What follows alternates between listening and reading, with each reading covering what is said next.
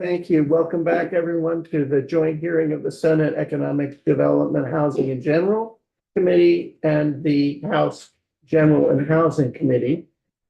It is still Thursday, January 30th, and we are hearing from a combination of Commissioner Farrell and others on the proposed, governor's proposed omnibus housing effort. So please start again. Thank you. Thank you, Chair Mahali. Again, for the record, Alex Farrell, Commissioner of the Department of Housing and Community Development. So I believe now we're turning to appeals reforms. You'll see on the slides that you have that this section can be found starting on page 37 in the bill that I handed out. So I'll touch on each of these somewhat briefly, but please interrupt me if you'd like to dive in more detail.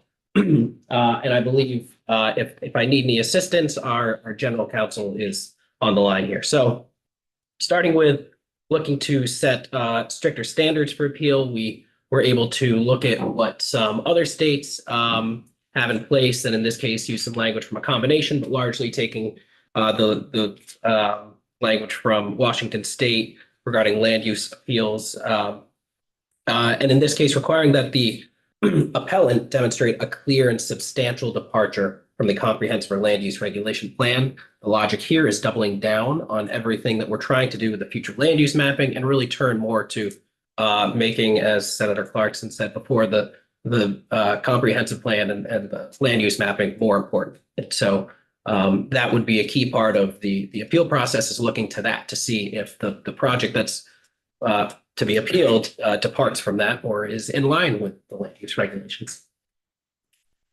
All right. What's become a perennial topic is what I'll refer to as the petition appeal.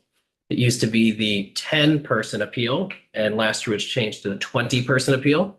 For those who are just joining us, that's an alternate means of obtaining standing to bring an appeal, where 20 individuals from a municipality that in some way participated in the process, showed up to a select board meeting, something like that, whether they're abutters or not, whether or not they have any other form of standing, they can effectively come together and obtain standing to bring an appeal to a housing project. When I talk to my colleagues in other states about petition appeals, it's pretty apparent that we're far out of line with what other states offer in terms of a petition appeal. And generally speaking, it is a percentage of the population that's identified that needs to sign on to such a petition. So we are doing similar to as we did last year, and proposing that we raise that standard to 20%. So the petition appeal could remain an option, but you'd need to get 20% of the population of the municipality. So if you're in a 1,000-person town, 200 folks would have to sign on to this petition to bring an appeal. And this is not abutters. This is not folks who otherwise have standing. This is folks who are choosing to otherwise sign an appeal to appeal a housing project. Any questions on that before I move on? It's a large job. What I can say is there are jurisdictions where this type of petition appeal is not an option at all. So retaining it is in some way still preserving a right to appeal. That's not the case in many jurisdictions. I think a question. When you say this does not include abutters, does that mean they don't have the option to appeal, or that is a separate? That's a separate track. So abutters still have absolutely prerogative. This does nothing to change abutters' prerogative to appeal the project. Okay, but in the community at large, it's a higher threshold. That's right. Okay. Just nothing you're changing, actually, and just something that popped up while I was reading through of the current process. When it says real property owners, does that mean somebody who lives outside of that municipality but owns property? I'm going to defer to counsel on this. I don't know if Cameron or. Oh, it's different. Joe asked. I was just the way that the current process is, it's nothing that's being changed. I just was reading it, residents and real property owners. I was just, the real property owners have it, what's that, like, somebody who owns land but doesn't live in the town? I will defer to Ellen on this and get back to you. I don't recall seeing anything change that. It's not changed, it's just current, it was just something that jumped out at me. I would think so as well, just, okay, thanks. And maybe before I move on here, I probably don't need to state for these committees, but just to name it anyway. The reason we're focusing on appeals here is obviously there have been a lot of headlines, but it's not just headlines. It's a lot of stories and real experience that home builders and developers have brought to us, have brought to your committees about the additional risk that they face in building homes as a result of the various avenues for appeals. And we've certainly seen in your region of the state, Chair Clarkson, some projects get really derailed as a result of appeals that ultimately failed, but the costs were so substantially increased by the time they got through the court proceedings that it could have very easily completely derailed the project. I'd just like to ask, given that you're stepping outside, I'd like to ask why the administration is bringing forward an appeals reform at this point, given that we put in play in Act 181, gave the LURB, the Land Use Review Board, that we charged them with coming back to us with a comprehensive appeals reform task. So why are you preempting the LURB at the moment? We've proposed appeals reforms every year. I appreciate it, but we have actually addressed that and said, this is so important. We all agree appeals are critically important. I represent the town that's the poster child for them. Yeah. So no one's more committed to appeal reform than I. But we gave the task to the LURB, and I'm just curious why you are feeling that you need to preempt their work this year. I'm not sure that there will be situations where a future study will prevent us from proposing reforms that we think are beneficial. It's not a future study. It's happening. I mean, it's happening now, and the report is due in February. Is the study underway? The study is Pete Gill, Executive Director for the Land Use Review Board. The board has met to kind of assign roles for itself, and one of the top priorities certainly is the appeal study, which is due in 2026. It's February, in time for us to act on it. So that was the hope. Sure. Yeah, I'm just curious why. I mean, I know we all are committed to this. It just, we have also given somebody a group of people the task to do it. So I'm just curious why why this now? Yeah, I guess I'd just come back to they'll perhaps come up with a certain slate of reforms. We don't know what those may be. These are reforms that we see as suitable now. That does not prevent them from recommending other reforms. I do have a request. Could you provide to the committee the other state statutes that you looked at? Thank you. That'd be great. Okay, so I'm going to move down now, and in keeping with that theme of tying to these other states where we borrowed from.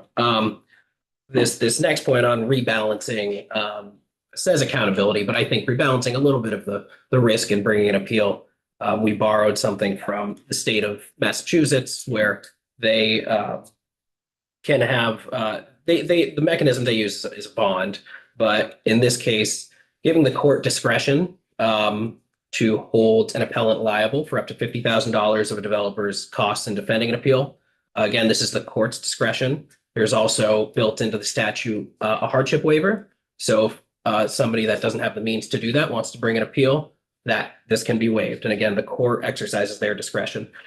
The goal. That's not bilateral, right? Oh, that's right. That's In right. other words, if the developer loses, they don't have to pay the attorney's fees of the petitioner. That's right. It's framed specifically such that it is in the case someone is appealing an approved permit. So a developer is defending an approved permit. Right, so if the developer loses the appeal, That's the right. developer does not have to pay the attorney's fees and costs of the petitioner. That's right.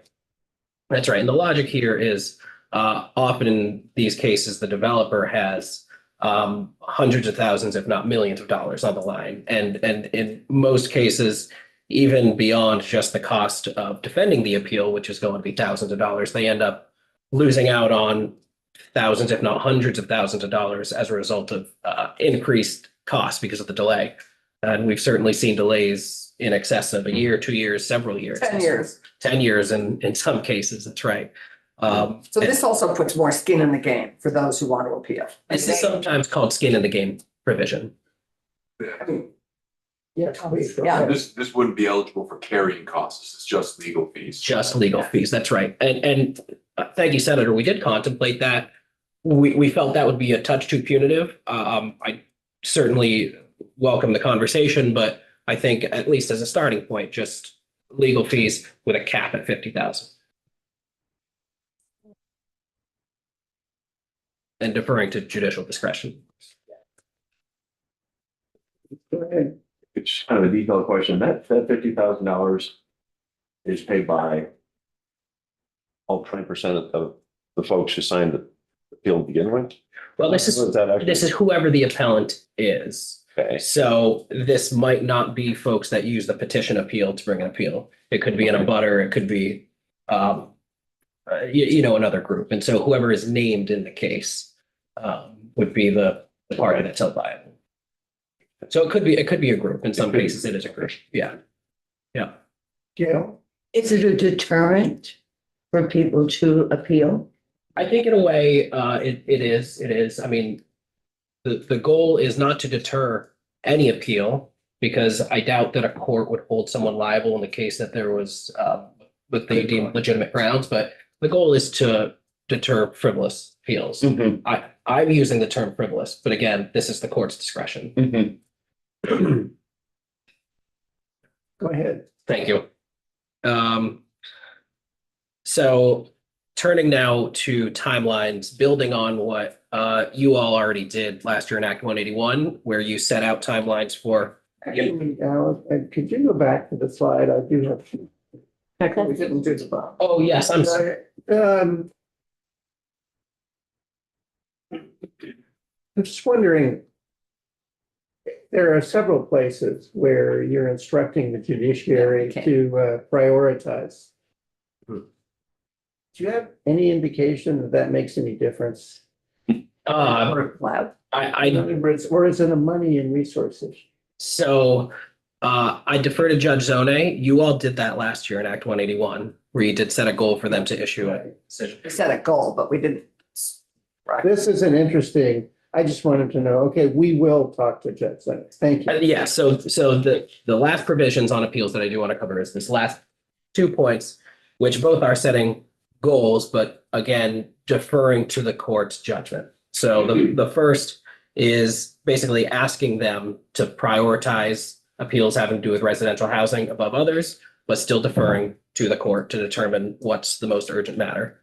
And the second is setting a goal for them to hear the cases that have to do with residential housing within 60 days. Sorry. Which is, we moved that needle in Act 1681, or we tried to, and then. Others- I The can't. other side of it is where you move that needle is after the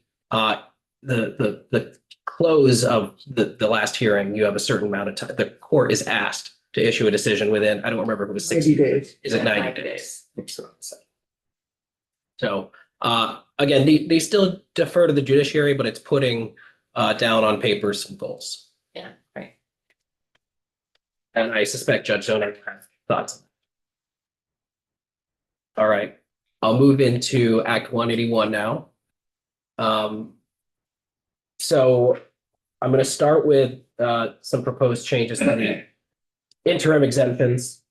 And in the case of the interim exemptions, some of the proposed changes are a result of experience and coordinating with the Land Use Review Board, where they found that there were just ambiguities in the law that I think some of these are cleaning up ambiguities and some of these are very clear policy changes. I want to be frank about that. The first one that I want to address is an issue that we ran into early on where subdivisions weren't clearly stated as exempt. I think we all, for the most part, agreed that that was intended, where if you're going to subdivide at least 10 parcels as a part of a residential development in an area in these, where they're under these interim exemptions, it was intended that that would be exempt. Because subdivisions were not clearly stated, it became a challenge for the land use review board, sorry, at the time, the NRB, now the land use review board, to administer that cleanly. I hope Pete will forgive me for speaking for him, and so I'll add the caveat that he can clarify anything I say that's inaccurate. I guess before I move into more of the policy change stuff, is that That's fair? correct. Yeah. Thank you. All right. So now, I'll jump down to extending the interim exemption. So you'll note that the date that these are extended to in the bill is 2035. The logic isn't that we want to keep people in the interim exemptions. We want to avoid the risk of there being a gap between the interim exemption sunsetting and tier 1A and 1B areas coming online. So providing a long on-ramp for even the smallest communities to do the work they need to get into tiers 1A and 1B. This is providing that longer runway. Is, how do I ask this question?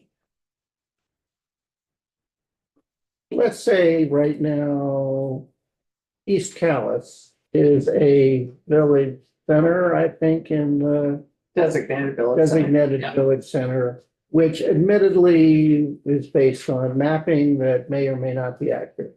All right. Let's say that a year from now, we've completed that mapping. And the Land Use Review Board has approved a new map. But it's not 2035. Does the extension of exemption? I mean, at that point, we would no longer be in the interim exemption, correct? No matter what the deadline, wouldn't matter if it's 2050. It would be over the minute the Land Use Review Board adopts the actual map. Is that correct? So once, say, Callis achieves their tier 1B Right. area. We had a lot of discussion about exactly how to frame this, so I'm going to ask, I believe our general counsel, Max Krieger, is on, who I think can provide a little clarity there. Good morning. For the record, my name is Max Krieger. I'm the general counsel, the Department of Housing and Community Development. Can folks hear me okay? Yeah, Yeah, Great. So as Commissioner Farrell noted, there are two options in front of the committees. One is to extinguish the exemptions once an area is approved that overlaps with them, and the other is to allow them to remain in place. And I believe as drafted, there would be coinciding jurisdiction, but I do need to double check in the language. Either way, the LRB would have some sense of what these general areas are and able to make that determination. I think that's an area that really needs to be clarified. Mhm. It's important to clarify whether, to be specific, let's say that the Land Use Review Board finally approves a map that is, let's say, a slightly smaller area, whether there would still exist until 2035 a penumbra around that of the interim. And I would think that might not be advisable, that but would be confusing. and confusing, but I think you'd want to clarify your intent on it. Okay. But the hope is that these maps, ideally, Charlie keeps drumming us up, December 26th. So once the maps are adopted and approved, all the interim exemptions would disappear, one assumes. Well, one assumes. This is the crux of the question. And so this is as Max presented to you, a choice that you have. I think it's drafted to be open-ended, Okay. in which case You got it. We have to clarify it would it. stay, right, they would stay in place. So you would have concurrent until 2035, but you could just have them, Yes. right, but as he indicates, you could draft it so that they extinguish as soon as the permanent, whether it's 1A or 1B, comes online. Thank you, Max. All right, the second, also on the interim exemption areas, This is in line with proposals that the administration put forth during last session as we were trying to hammer out the interim exemption areas. And this is to capture all areas, whether or not they fall in the current interim exemption areas that have water and wastewater, municipal water and wastewater systems. The goal being to capture those areas, oftentimes small village centers where a wastewater system might go beyond, so more than a quarter mile beyond the village center. We'd want those parcels to also be able to fall under the interim exemption.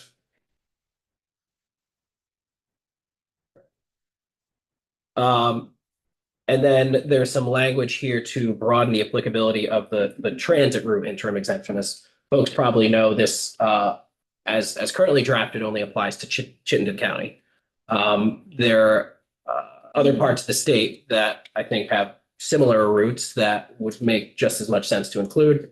And so there's language to broaden that so that it could, the trigger, and Charlie could maybe give you a little bit better breakdown because this was his proposed language, but the trigger used census designated area of 50,000 as sort of the trigger. And so the only transit route areas that fall under that are in Chittenden County. So, You know, one thing that would help us, and I'm not sure who should do it, both of these would help us a lot if we could just see, well, where are we talking? some maps. Yeah, a map, you know, what are we talking about? And we'll see that, I think, with Charlie and Catherine, they can certainly, Catherine's Yeah, great maps. Okay. yeah, absolutely. And we could also, we could. Yes, be great.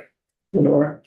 And so this would all happen with current transit routes at what time? Because we're talking about getting rid of transit routes in a lot of areas. Yeah, that's right. So this, Or somebody else. this, I mean, I'm not talking about it, but Yeah, but, or a different company serving. Not necessarily getting rid of. no, they're talking about getting rid of it altogether in Essex. but And you're- a lot of development has been planned along the routes Yeah, with the that's bad exemptions. Yeah, so your point is exactly right. And we actually don't love the reference to transit routes. That was just sort of a proxy that was used to capture, I think, what folks saw as area where we wanted to include these. It exemptions. illustrated sort of the areas we were talking about. That's right. like a So car share, or at- like the pilot programs that are happening around the state count as a transit route. so it's drafted to give the land use review board discretion to determine what qualifies.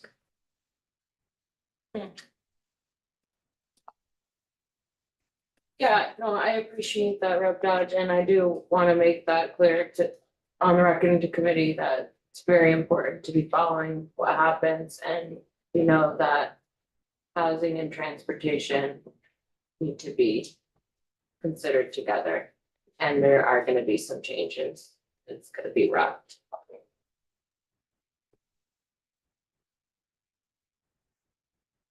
All right.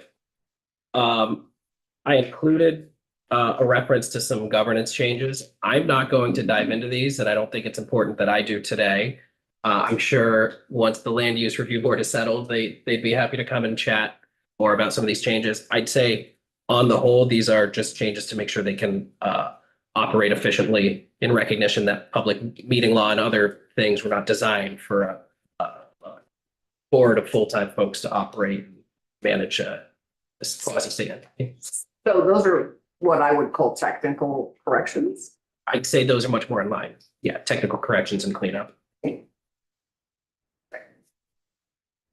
All right, so I'm going to move on to talk about proposed changes to the tiers themselves. You're going to note that some of these are significant, and we want to certainly engage in the discussion. So I'll start at the top. And again, you can see for each of these, I give you the page and line reference so you can see exactly the language that we're talking about. But looking to tiers 1A and 1B, we've proposed adjustments to each, mostly focusing on tier 1A to make tier 1A attainable for more communities. So the two changes there are reducing the requirements on municipalities to account for natural habitat and historic preservation.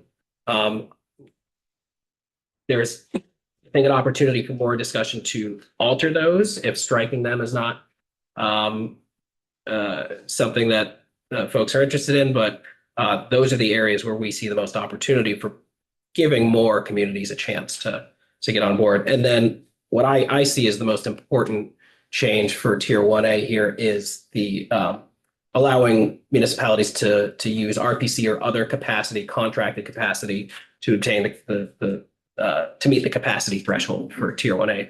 Right now in Tier 1B, those municipalities are allowed to use RPC or their contracted capacity to meet that threshold. That is not allowed under Tier 1A. We'd like to change that so that Tier 1A communities could. And our feeling is if communities can meet all those other thresholds and it's just a matter of contracting out capacity, there's no reason they shouldn't be able to retain a Tier 1A.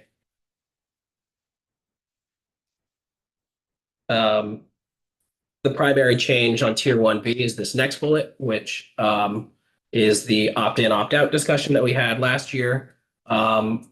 It changed back and forth, but just to summarize where things landed in Act 181, in order for a community to obtain a Tier 1B area, they would need to take an action to request that Tier 1B area be mapped to participate. Just basic behavioral science will say that you're going to get a lot more people participating if it's the opposite, or rather it's an opt-out. So instead, we'd like that to be swapped. Automatically, you're in, it's going to be mapped, and the municipality via a select board vote could choose to opt out. All right. These next two have to do with our interest in keeping priority housing projects relevant. These are not the only proposals or these are not the only areas in which we've contemplated keeping affordable housing relevant. I'll just point to a study that was required out of Act 181, in which our team, VHCB, Land Access Opportunity Board, and others released earlier this year. And that focused on essentially in sort of an era where PHPs are going to have a diminished role, what are other incentives for affordable housing? So broadly speaking, I'll refer to that study for other proposals, but for now, I'm just going to look to these two items right here on PHP. So the first being in Tier 1B eligible areas. So municipality could have a Tier 1B area, but they choose to opt out. This is a proposal to make sure that you could still build up to 50 units, which is the 1B cap, if it is a priority housing project, which requires an affordability component. The second would be in those Tier 1B areas where there's that 50 unit cap, enabling you to exceed that cap if it's a priority housing project to go up to 75 units. All right, any questions on those? Lots, but well, Okay. our time is challenged. All right. These next two, I'm not going to dive in too much because these are broader and beyond my expertise. This is more for folks in perhaps natural resources to discuss, but this bill does propose to Tier 3 rulemaking and instead convert that to a study. It also proposes to repeal the road rule, which was implemented last year. Can I just ask a question on that? That was a grand bargain. That was a lot of work. That was possibly one of the reasons this bill moved. Why take that on now? After we came to a grand bargain on that. I mean, that's a serious question because, as you know, this puts that in play again and pits a united world against each other again. And I am just curious why the administration chose to do that. The administration, as you know, vetoed the bill. And so I don't think the administration ever felt that the areas of increased jurisdiction were justified and would rather examine whether Act 250 has sufficiently protected critical natural resources over the last several decades before committing to rulemaking. That's, I think, all I can say on that. Go ahead. Yes. Among a lot of very rural landowners, there is a lot of wariness about rulemaking right out of the gate. And it was a grand compromise, but not with landowners. It was a grand compromise in this building to get that bill passed. We're all here. And No, that's we why weren't here for So- that, but we were. No, but that's why I'm here now. And some of the pressure that I am hearing, but pressure, the commentary from landowners is, hold on a minute. This is going to impact the value of my land. This is going to impact the grand list. This is going to impact, my life savings, which for a number of people is their piece of land. That's it. So if I understand you correctly, we are studying this tier 3 concept. We're studying what areas might ought to be included, but we're not jumping to rulemaking ASAP. They still can go that direction if it's deemed proper and everybody's in agreement. I assume. That's what's proposed. Okay. So it's a less abrupt approach to the landowners, which it kind of fueled their initial apprehensions, I think. And this may be wisely politics. I guess what I'd say on this discussion is I feel like the legislators in the building a year ago made the grand bargain, but I don't know if the voters necessarily supported it. And I feel like the road rule negatively affected a lot of communities out there that spoke of the ballot box. And I did vote for this bill and I voted to override it because it really helped my district and my constituency. But I worry that the road rule really hurt a lot of districts out there that want to have this reconsidered. So I personally support looking at this again. I want to echo, it helps the community where I represent, and was supportive, but I also support, looking at that again. Well, But just to add that the road rule was not unanimously adopted, even in the Senate committee, there was considerable discussion. And there was in fact opposition to it at that time. So I agree it ought to be reviewed. Thank you. Thank you. And again, I'll say both of those are really outside of my area of expertise in housing. All right. So moving on from Act 181, want to talk about other statewide permitting reforms that we're proposing. And this has been done in collaboration with the Agency of Natural Resources. I'm gonna, at any time here, tell Deputy Commissioner Kamen to jump in and interrupt me where I misstate things or he thinks he can add a little. You're doing a fantastic job. Thank you. So I'll start with wetland permitting.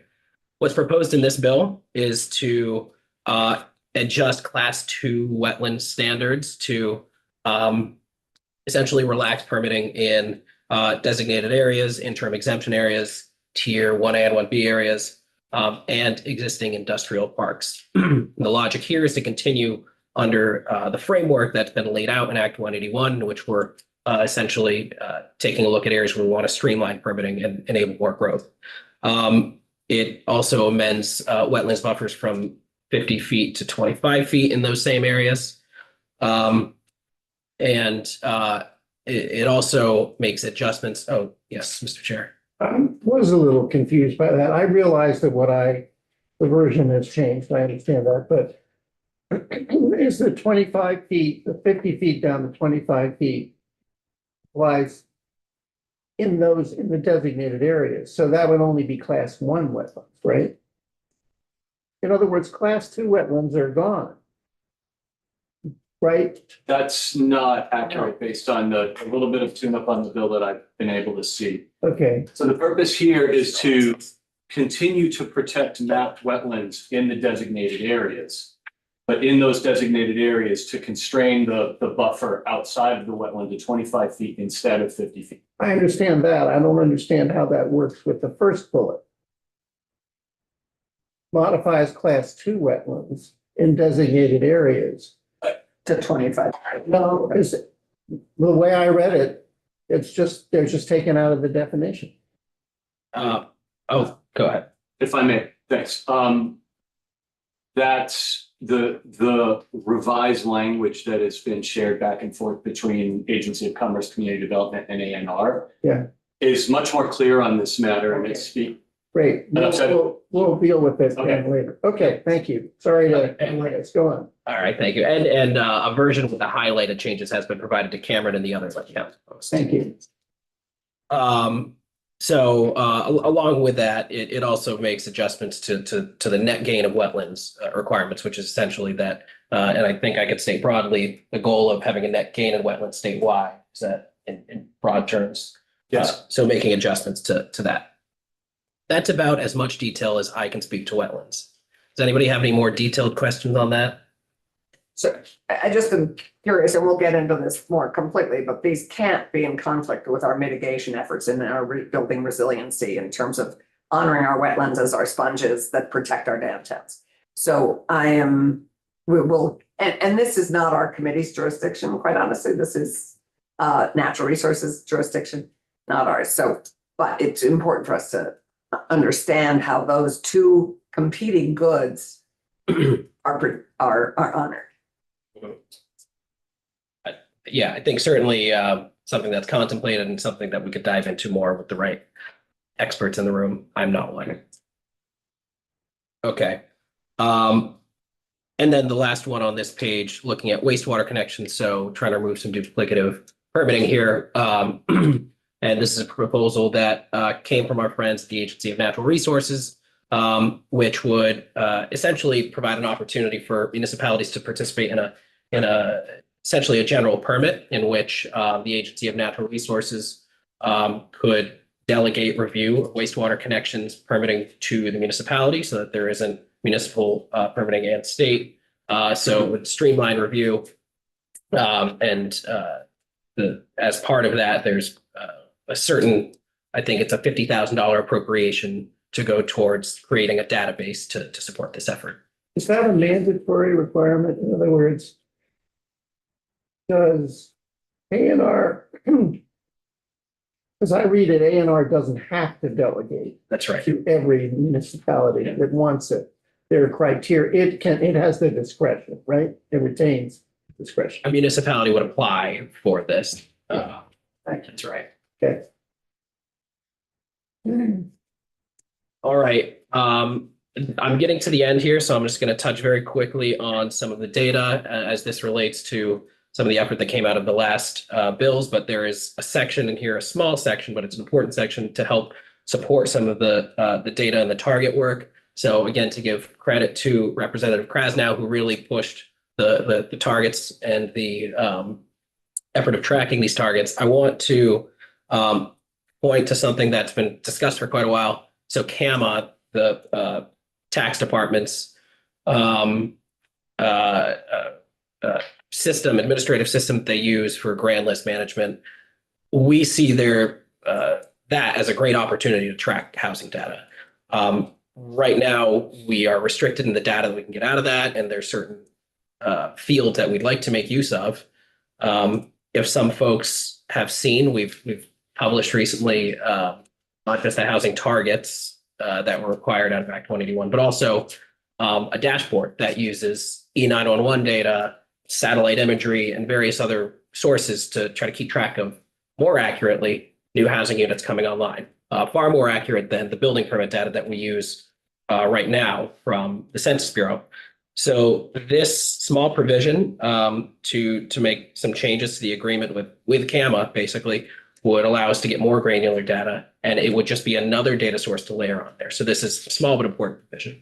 Yes. I just want to thank you again for this work. And I think that for committees of jurisdiction, how important it is to have the tightest, most accurate data and not anecdotes and how we create policy. And so I fully support continuing down that line. And thank you so much for that work. And it's already been so helpful because many of us had a hunch that we were, how we were doing in our goals. And so this will really guide us as we craft and tweak the bill. So thank you again so much for focusing on the data so that we can share that with the public and our colleagues. Thank you, Rep. Krasnow. And just I've on this last slide here, I've got an illustration of what the current dashboard looks like. That does, at a very granular level, track new housing over the last several years, where it's coming online, and you can zoom in right down to the parcel, whether it's single family, multifamily. There's also some great resources on property transfer, tax data, whether it's, are these primary homes, second homes, how long are they on the market? Are people holding on to them for 2 years or 8 years? So anyway, I just point to this as one of the reasons for that change. And I really encourage people to go and take a look at the new dashboard. Alex, are we also going to consider tracking the success of our exemptions in terms of the number of permits that are approved? I mean, because I think one of the things we need to be fully appreciating is how much development our interim exemptions are enabling before we make changes in them. Mhm. So do you, at the moment, are you collecting that data, and would you share that with us, our committees? Yeah, I wouldn't say we have it cleanly gathered because we're pretty fresh. I mean, the interim. We are, but they're moving, They certainly are. and we should be very pleased. I mean, this is exactly what we wanted. You're exactly right. You're exactly right. What this enables and this granularity of data enables us to do an overlay of those districts and Permits in addition to just what's completed. Yeah, I wouldn't say permits because this isn't counting permits. This is tracking actual. But is there a way that we can also be tracking what's permitted, what's been greenlit in communities as a result of the interim measure? Absolutely, absolutely. Right. Have you completed, have you gone through it? I have a question Okay, that goes back. okay. One of the questions I had is, as I understand it, a regional land use plan starts with the municipalities, then it goes to the Regional Planning Commission, which adopts the regional land use plan, and then it goes to the LURB, right? To sign off. To finalize it, the LURB has to approve it under Act 181. That's right. What does this sentence mean? I'm reading from what was page 33, but who the hell knows what it is now. It says, a regional plan shall be effective upon adoption for regional purposes and will remain effective for purposes other than future land use mapping if not approved by the Land Use Review Board. What does that mean? So there's theoretically the potential for a gap in time between, let's say, a region brings forward a map to the LURB and they don't approve it for some reason. The goal of that is to make sure that something is still in place and still active while that region makes certain adjustments to fit whatever the LURB wants them to change. Just putting a note that I think it's ambiguously drafted. It sounds like the Land Use Review Board has lost all its approval power over these regional plans. And I gather that's not the intention. The intention is to make sure continuity. Yeah, that's really what it is. And we could clean up the drafting. I'd say other provisions will still make it clear that the region still has to get the approval. So this is not a go fly on your own. Okay, thank you. Thank you. Are there any? I compliment you on having completed the. We're gonna have more, we have more questions, but close to completed. Please go ahead. First of all, thank you for your testimony. Really appreciate it. And I also want to thank you for using the photo of Hickory Street, which is in my district, across from my development where I live. And Maybe my, that wasn't an accident. right? These guys are very short. And my dog is noted as the mayor of Hickory Street. So when he shows up, people have water for him and treats, but this is a really nice development. Very Yes, nice. it is. Thank Well, you. it's a stunning example, so we like to use it. Thank you. Any other final questions, senators, members of the House committee? No, I think we're all taking it. Yeah, lots of. Taking it in. More. I thank you. Thank you for the slideshow, the presentation, bringing all the people who contributed. This is very clear and very, very helpful. Yeah, and gets us going. Thank you, Chair. Thank you, committee members. Thank you, Val. Thank Thank you, you. Neil.